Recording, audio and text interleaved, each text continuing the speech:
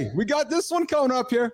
There's the goat. Yes, Jory Johnson joining us this morning from Winnipeg, Canada, our resident nutritionist, dietitian, food expert. And Jimmy, if Evan's hanging around, we can bring Evan up for this one as well. We can keep Evan in the conversation here. But Jory, last week we talked intermittent fasting. And man, we had a great chat Monday, Wednesday, Friday, talking about how to do it, what to do. But then you dropped the nugget, Jory, on Friday. You're like, oh, ketosis. I'm like, oh, and Johnny's ketosis. Because Johnny, he works a lot of clients and on achieving body recomp, body composition. Let's some time talking today about ketosis, what it means, how it works. There's guys tuning in right now going, okay, they talked about intermittent fasting. What the hell does ketosis thing mean? Jory, let's start from the beginning. Yeah. So ketosis is really your body transitioning from using a steady flow of glucose, which is readily available for us so we can actually think and concentrate, make good decisions and have quality workouts. If you're a high level performance athlete, it's a great quick source of energy to keep you going. So when you're in ketosis, you're switching from using glucose, a storage form of glycogen and our muscle and liver. You're switching to fatty acids, and fatty acids through metabolic processes eventually becomes your energy source.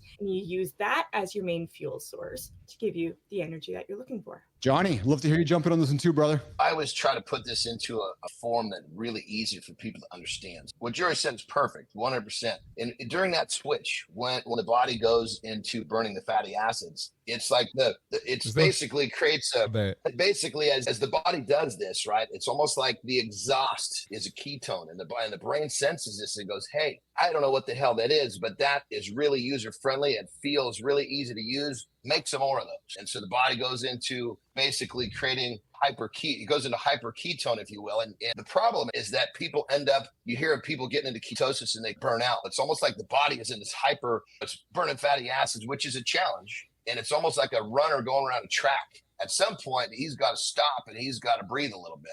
And so a lot of times people get into ketosis and they crash and they have different problems. It's because it's not an easy process for the body. But what I like the idea is when people understand that when the body starts to burn that fatty acid, the exhaust is a ketone. And remember, this is just to help people understand how it works. The brain senses that, says, I like this, let's keep going, make more of those things. And boom, off it goes. Jory, why would somebody want to adopt this? Why would somebody want to get into ketosis? And so then the second part of that question is, how hard is it for a human to get into ketosis? And then the third part, when does it happen? So why, how, and when? So the why is varied. For some people, it's for medical reasons, right? They want to get their blood sugar in control. Also, some people, especially with young ones, it helps control seizures. So there's medical reasons why we'll follow a ketogenic diet. Generally, what most of us are going to face with, our clients are looking for weight loss. Okay.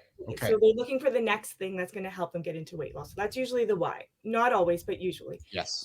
And so majority of the time, would you agree? Yeah. Jory, it's the majority of this weight loss. Yeah. That's the trigger, right? So let's lean here. So John, when people come to you guys, 99% of the time, it's because, is it weight loss or is it body composition? They're two different things. They are two different things. For me, it depends on the population. Okay. So when I'm dealing with people like I consider me, general population, it's usually for a weight loss until we have a conversation. Okay.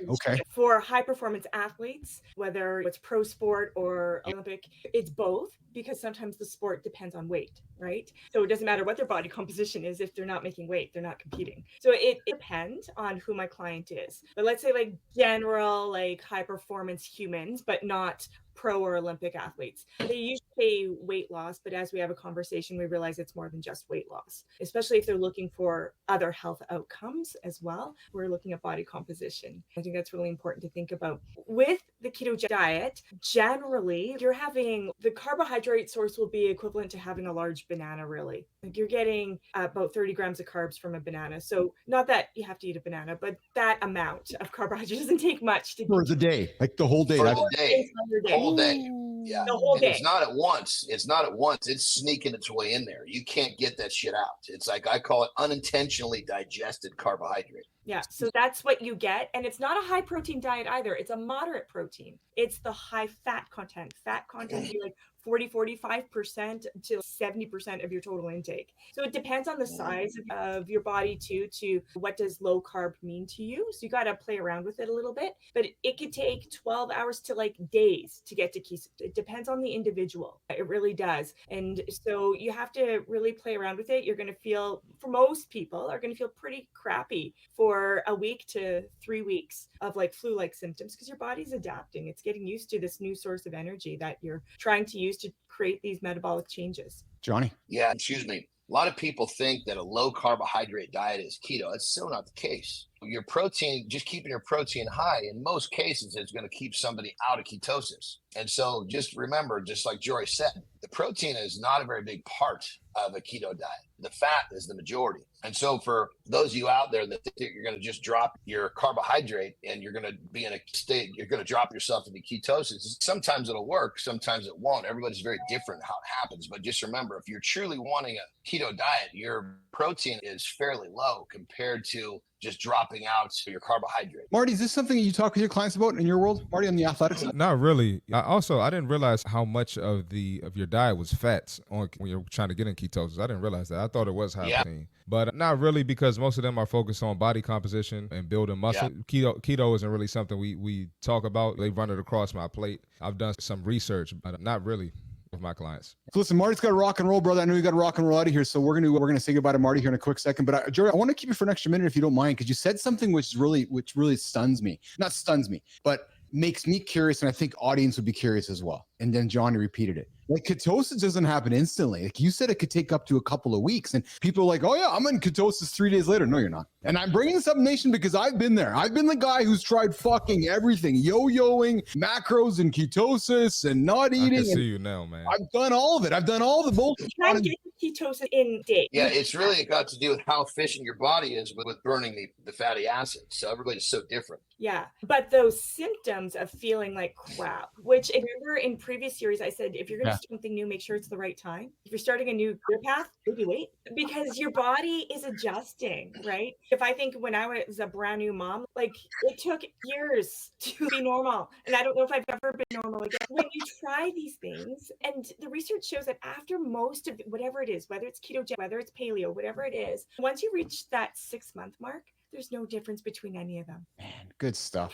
Jory Johnson, you're always dropping nuggets, man. You get my brain just flying. You come in here, you leave, and then my brain goes all day thinking about things to talk about and ask. Man, Johnny. One more thing. We got to drop one more thing on the keto thing, because people say, oh man, I'm going to do keto. I get to eat all this fat if they're properly informed. Yeah. And of course, people are looking at the fucking fat that is. So let's just say keto or not, you eat that shitty fat, you're going to feel like you got the flu no matter what. So when you do this, you got to be a little fucking sensible about your fat choices. You can't pick a bunch of heavy, like really toxic fucking fat sources. If you actually will use try to really lean on your essential fats primarily for your fat sources, your body's going to react very differently. Hell, if I took and switched my diet to say 70%, like I was going to go to keto, and then I picked the average American's choices of fats, I would feel terrible. No shit, you're gonna feel terrible because you eat that crappy food. It doesn't matter what you're following, your body's toxic. Yeah. At the end of the day, you know what? High fat, high protein, those keep you feeling fuller longer. So I'm not surprised people will see an initial weight loss, not necessarily body composition, but weight loss for sure. But yeah, we're looking at long term. This can be hard for some people. It's increasing bad cholesterol, decreasing good cholesterol, the HDL. So that can lead, if you have a family history of heart disease, consider exactly what fats are you putting in. If type 1 diabetes, I wouldn't go there. Type 2, with some assistance from your medical team, maybe give it a whirl and see if you can get some of those changes rather quickly that you're looking for, but then look for something more sustainable long term. So that way your family still likes hanging out with you. I love it. John and Jory, do we need to keep the conversation going on Wednesday about fat? And I know it's so cliche and simple for many, but maybe not. Still people get confused by fat. And I'm only going to ask because people, John and Jory, are people in 2024 still fucking confused by fat? Yes. I don't, when it comes down to it, people don't recognize that there's fats that your body is welcoming and there's fats that your body's going, what the fuck are you doing? And think of it like this too. A fat cell is a storage of toxicity. So if you're choosing a high fat version, let's just say like pork, like bacon, people go on keto and they're just fucking crushing bacon. Yes. If it's an organic animal, fine. But they're YouTube how they feed pigs. You got fucking dump trucks of garbage backing up and they're eating it all. So they're eating all that toxicity. Where the fuck do you think that shit goes? They crap some of it out, but a lot of it's in there in the animal, in the fat cell. Guess what? You're eating 70% of your diet is the fucking garbage that pig just got done eating over the last 2 years. So you got to really understand, there's when we say good and bad fats, there's no fucking joke here. And then you go into trans fats. I don't the science. I don't even think the body can get rid of that stuff. That's just fucking circulating in the fucking bloodstream. It does. Yeah. Yes. Yeah. This is a topic that people are really need to be informed on. That's what we're going to do then. Jory, Johnny, we're going to keep the chat going. I dig this, man. Every Monday, Wednesday, Friday, we start this chat and then it goes into a direction. And then Marty, nugget after nugget just drops out of Jory's mouth and Johnny's mouth. And it's like playing fucking ping pong, right? And then leave us and we just learn something. So Jory, thank you again, as always. Final word to you, Jory Johnson, before we say goodbye. We're over time. Final word to you before we say goodbye. Jory. My final words is let's keep the conversation going, because I think there is some myth information out there, right? So let's keep it going and just help people make informed decisions at the very least. Because you can't get fat with fat. You can. And you can. So as Johnny says, you can get fat with fat or you can lose fat. What is it, Johnny? The man who wakes up happy or sad can be the same man, or whatever that saying you have, John. Marty, shut up. Well, it comes down to it doesn't, you make poor decisions with your diet. It doesn't make a difference what you're eating. You could get fat. Yes. Well, all right. Marty's got to go. Marty, Nation, Marty's got a big day ahead of you. I see y'all. Jory, have a good one. We'll see you Wednesday, okay? And it's the man who says he can and cannot. They're both right. All right. See y'all later. There we go. All right.